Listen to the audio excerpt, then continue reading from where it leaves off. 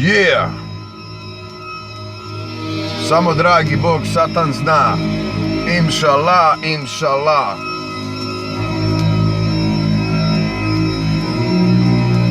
Vrat me boli od izležavanja. Samo dragi Bog Satan zna.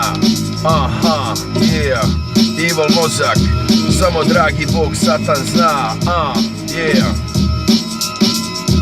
Samo dragi Bog Satan zna ko sam ja, ko ste vi, ko ste svi vi, a ko sam ja, pa kako ste svi, pa se to dobro izmuti, onda niko ništa ne zna, zato što mi svi pričamo i voli bi da znamo, niko ništa ne zna, niko ništa nije ubijeđen, ono definitivno, zato što to definitivno ne postoji, to je samo onako u glavima našim izmišljeno. Biti definitivno u nečemu to je nemoguće, zato što mi nismo dovoljno razvijeni mozgova da bi to bilo moguće.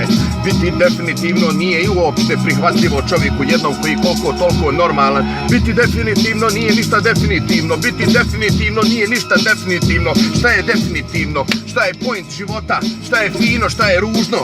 Ako nije definitivno, definitivno, onda kako znamo definitivno da je nešto dobro, a negativno? Ili negativno, a dobro? Ili obrnuto? Razumiješ? Šta je to definitivno?